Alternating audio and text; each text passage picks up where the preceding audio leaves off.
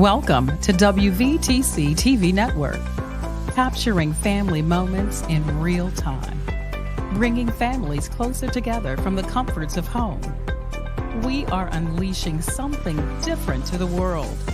Start your subscription today for the low price of $4.99 per month or $55 annually. Go to www.wvtctvnetwork.com to sign up today. WVTC TV Network is streaming live on 8 different platforms. You can easily download the WVTC TV Network app on the Apple Store, Play Store, Roku, Fire TV, and more. Here at WVTC TV, we have access to movies that everyone can enjoy, including independent films, Sons of a Preacher and a Good Thing, Treasures of Life, the epic drama, The Passion of the Christ, and the box office hit Madagascar Escape to Africa. Remember, go to www.wvtctvnetwork.com and sign up today.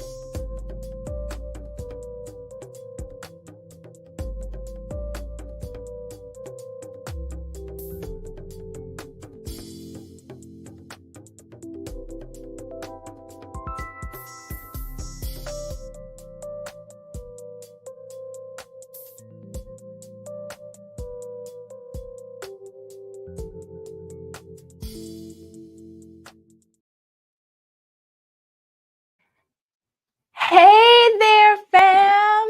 Welcome to our very first episode. Are you ready to dive deep into the world of love, connection, and thriving relationships?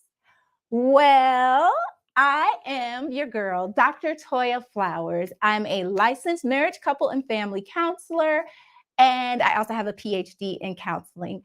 So I will be your guide, and here in this space, we are going to take a look at faith, mental health, and enhancing our relationships. Sound good so far? Great. Stay with me. We're going to do this by trying to build deeper bonds and connections, building community with one another, and navigating the twists and the turns of love and mental health with grace and understanding. Because I'll tell you this. What I've learned from being a licensed counselor is that over 85% of the problems, we don't usually say problems, but the issues that bring people to counseling are connected to a relationship. So having thriving relationships is directly linked to your mental health, which is directly linked to your overall wellness. And it's God's plan that you would live a thriving, healthy life, right? Because He knows the plans He has for you, plans to give you hope and a future. All right. So having said that, what I also want you to know about this show before we dive into the topic today is here you can expect expert insights, practical tips, and heartfelt advice. But hey, this isn't just going to be about me sharing my knowledge. It's going to be a conversation. I really, truly want to hear from you. So please be sure to make comments, ask questions, share your insights, experiences, all of it. And together, we're going to build this community. So having said all that, please be sure to follow, click on the notifications, as well as to tune in every week so that we can do this together. All right? Wonderful. So having said that, today's topic. So I love this topic, and we're going to talk about the 5 love languages. You've probably heard about the 5 love languages. They tend to trend, but we're going to talk about it, and I'm going to give you, again, some expert advice. I'm going to give you exactly what I give to my clients who are paying XYZ amount per hour, right? But you can get it for free 99. So the 5 love languages, what's unique about them is they are designed and created faith-based. They come from Moody Bible Institute. Dr. Gary Chapman is the one who created the 5 love languages. And they're a way for us to better understand how to communicate with our loved ones so that we can be heard and hear them at the same time. So as I walk you through some of these pieces, what I'd love for you to do is to think about which of these languages resonates with you, right? Which do you see yourself in? And then before I go too far, what I want to remind you is you can look these up online. You can just Google 5 love languages, and there are free quizzes that you can take to further understand where you're at. All right, so having said that, the 5 love languages. I always start with words of affirmation. And really, that's just because that just so happens to be my own love language. And what we mean by words of affirmation is that if this is your primary language, you respond to hearing or seeing how someone feels about you. And here's what I mean. Like, it's going to go a long way for you to hear, I love you. You did a good job. I really appreciate it when you XYZ. You're going to resonate with cards, love letters. I know for me, I really love song lyrics, right? It's the words that are meaningful and that I gravitate towards that help me to know that I'm loved and appreciated and seen. So that is the first one, right? Words of affirmation. So a little tip for you, you're with someone, and I'm going to talk a lot about couple relationships on this show, but with the 5 love languages, we're also even talking about mother-daughter, right? Father-son, all of that, because it can be useful in every single way. So that is the first one, words of affirmation. And if you have a loved one, again, who this is their primary love language, you're going to want to share, just make it known. You know, sometimes we think all I have to do is show them I love them and they should know. Not with somebody whose love language is words, right? They want to hear it. They want to see it. They want you to write it, right? All right. So that's words of affirmation. Our second love language that we're going to cover is going to be quality time. Now, those whose primary language is quality time, just like it sounds, they are going to show and feel loved when you are engaging in some type of event, activity, but you're focused, you're giving them your time. And the key word is quality, right? It's not just quantity. So what do we mean by quality? If you have a loved one this is their love language, what you wouldn't want to do is be at dinner and be on your phone, right? Because even though you're there together, you're not giving them that quality because you're distracted. So even if it's just, 5 minutes of really quality time, meaning you're focused on them and they're focused on you, that goes a long way towards making that particular person feel loved and heard. Okay. So that's quality time. So things you can do if, again, if you have someone who's showing up at events, right? My sister who may be watching, she's really, really good at this because I think this might be one of her love languages. If I'm wrong, don't kill me, Trisha. But she's really good at showing up to all kinds of events. She has never missed one of my children's, soccer games, recitals, things like that. She's going to be there, hook or crook, right? Because that is one way to show that she cares and it is well received. Okay, so that's quality time. So we got words of affirmation, quality time. Let's talk about the third love language of the 5. And this one, I'm going to save that one for last because I have a lot I want to say. No, let's do it. Okay, so this one is gifts, right? I'm going to talk about gifts because it gets a bad rap. Of course, we all love receiving gifts. Who doesn't want that nice handbag or, car, whatever it is? I don't know, depending on your budget. But if this is someone's primary love language, the way you're going to know that is because they're going to be very generous themselves. It's not just about, oh, thank you, baby. It's not just about getting gifts. It's going to be the thoughtfulness that they put into it. So an example, my older son, from a very, very early age, I could tell that this was his primary love language because we used to give them like a budget for the Dollar Tree, right? And they could spend $1 on every loved one. But he would spend hours trying to pick out the perfect gift that showed how much he cared, because that is how he shows and receives love. So, all right, Latrice, that's your love language. I love it. I love that you all are identifying with these pieces, right? That's right. That's how you know it's gifts, because that person is going to be a giver. And so naturally, this is not the loved one that you want to just drop necessarily maybe a gift card or just give them some cash. You want to be a little bit more thoughtful. Even if you're going to give them the cash, maybe you wrap it in a box and let them open it to see all the cash, right? But it's the giving that is meaningful and allows the person to feel seen and heard. So let me see where I'm at. We talked about words, quality time. We talked about words. We're talking about words, quality time, gifts. And now I'm feeling distracted. You all, I'm nervous. It's my first episode. I can't think of the other two. Wait, what am I talking about? Words, quality time, gifts. Here's another big one. Touch. Okay. With touch, almost, I don't want to be biased, but the majority of men that I come into contact with think that touch is their primary love language. And maybe it is, right? Maybe it is. But this is beyond just intimacy. I want you to think back to maybe when you were a child. Did you feel seen and heard if you got a hug or you got a pat on the back, or maybe when someone gave you like a thumbs up? That's a real innocent way to know that touch is the way that you feel seen and heard. And that can carry on into our adult lives, of course.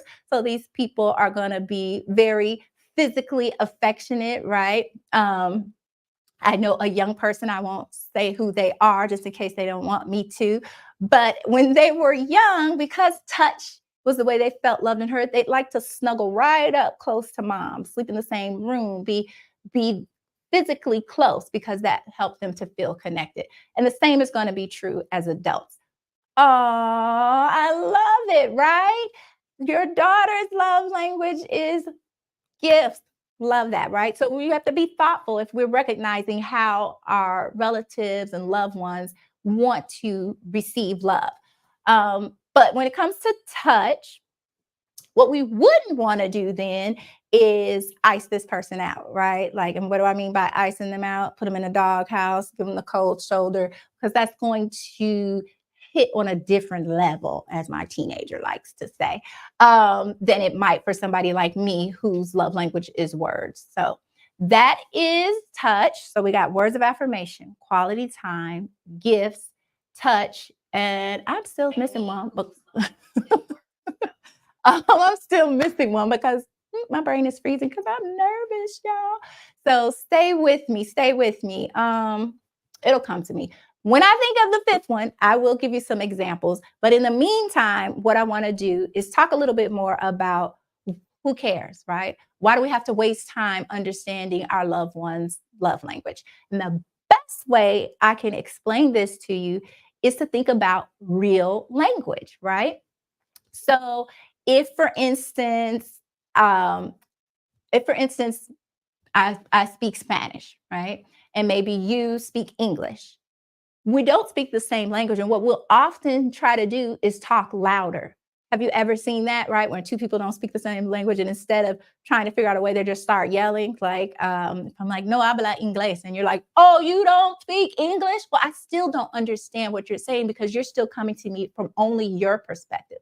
So instead, what we would want to do to bridge the gap is maybe learn a couple of key phrases that we could say in Spanish and that I could say in English so we would both be heard.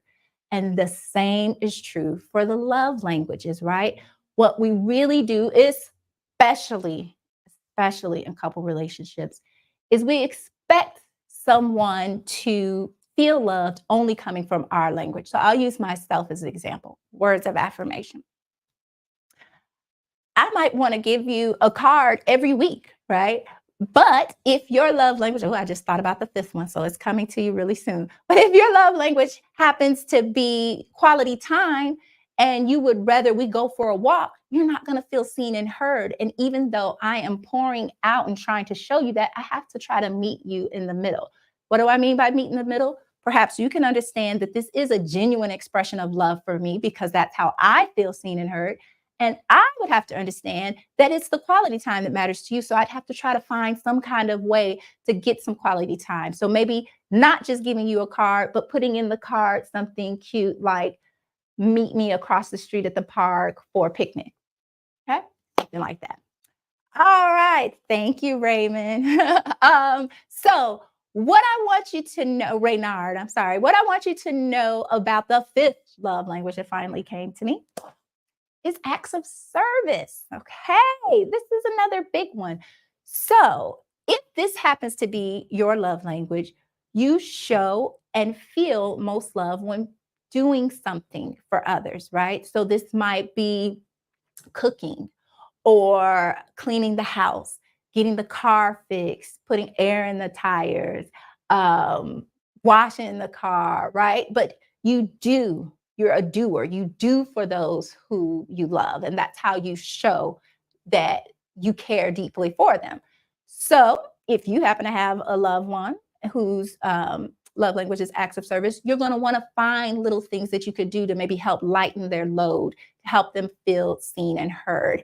I had someone close to me recently say that they appreciate when people make a plate for them, right?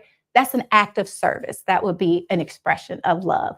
Whereas, again, I naturally might just want to say, you look great today, which is good, but I would want to meet them halfway. So those are the 5 love languages. And I've touched just a little bit on why they matter, right? Because we want to be good at not only receiving, but giving love. And we want to make the people close to us feel loved in the way that makes the most sense for them. So instead of trying to push a square peg into a round hole, why not just meet in the middle? Now, me sitting here telling you this right now probably sounds like obvious and really simple and like, duh, anybody could do that. But it's not. I promise you that this is a big issue with a lot of my couples because, one, it's something that we don't discuss, honestly. I don't know how many of you can remember when you started your relationship, did you say, hey, how do you like to feel seen and heard and loved and appreciated? What is it I can do that would show you that? Probably not, right? And that's okay. I'm a counselor and I forget to do it myself.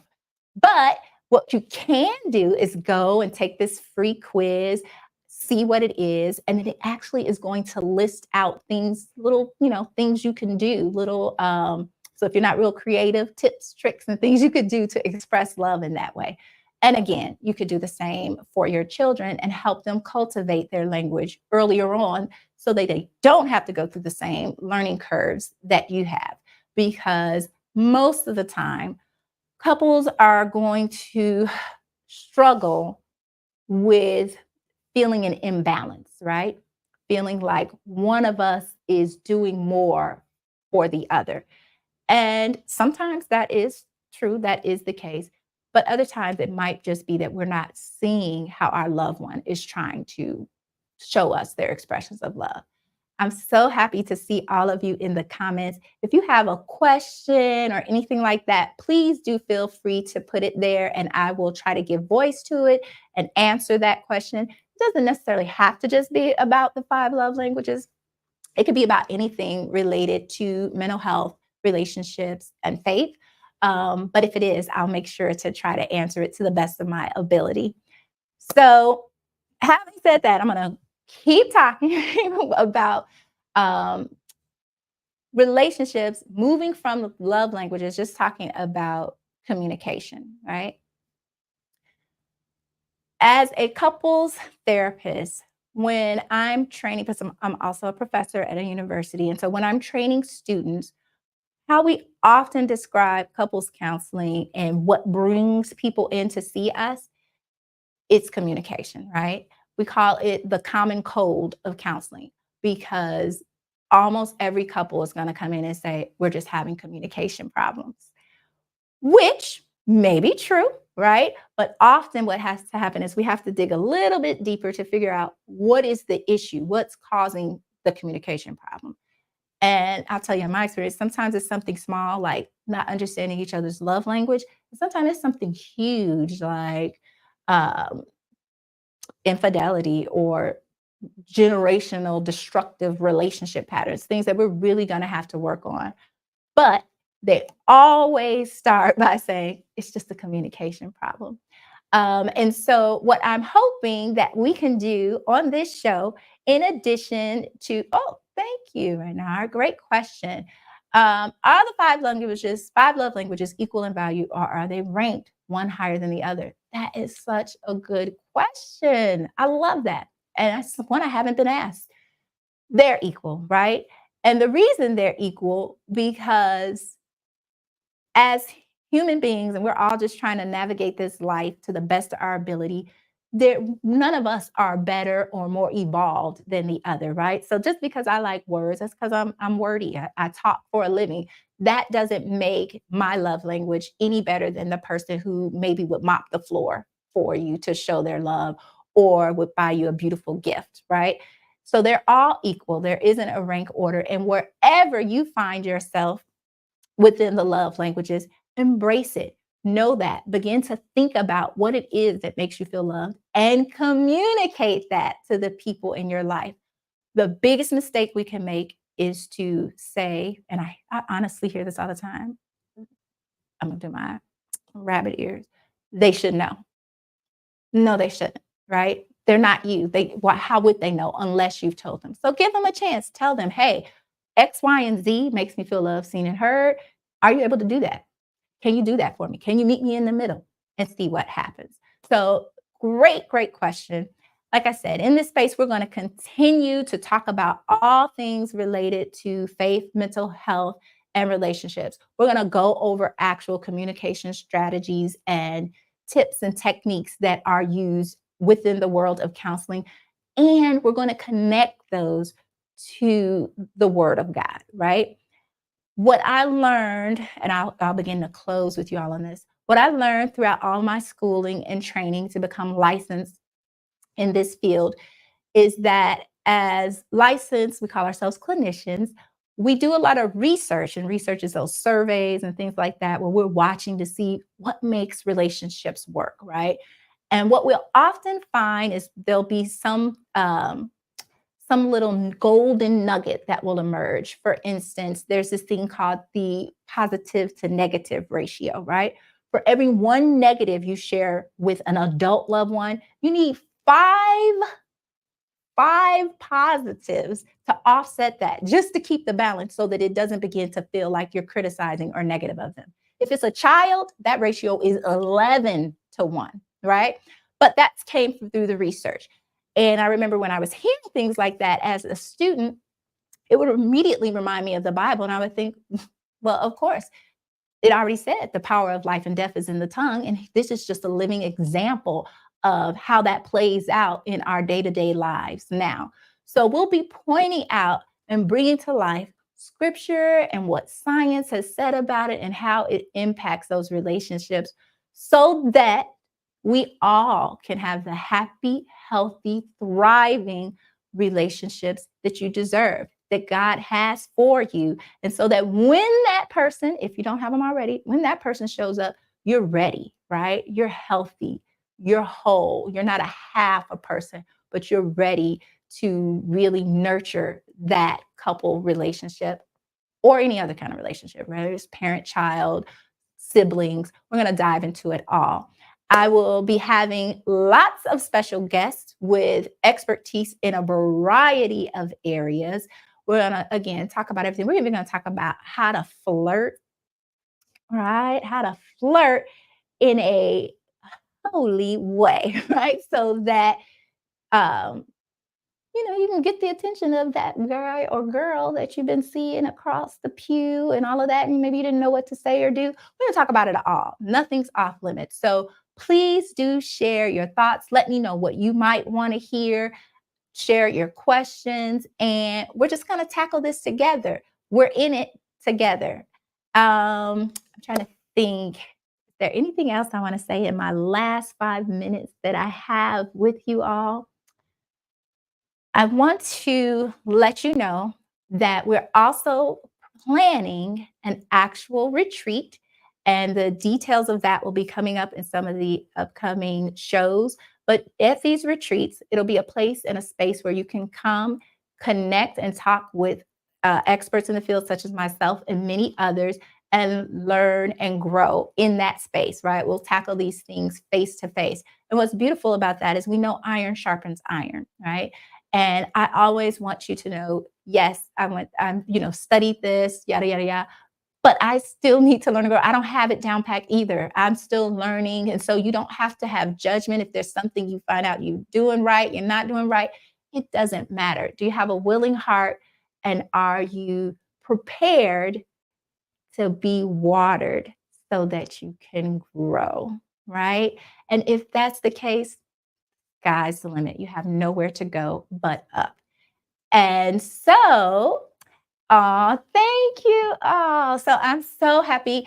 I've got just a few more minutes. I am going to begin to close out, but I do want to thank some people. I want to thank my family and friends who are tuning in. I want to thank my 2 children, Jacob and Jackson, who have sacrificed time with me so that I can work on this process.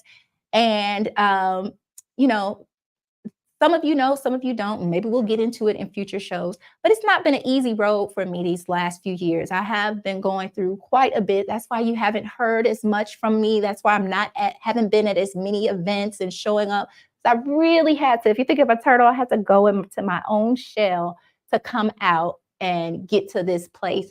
So I'm just really grateful for you all. I want to send a special shout out to the executive producer behind the scenes who's letting me know how much time I have. I want to thank them for believing in me and investing in this opportunity so I can share what I've learned with everyone.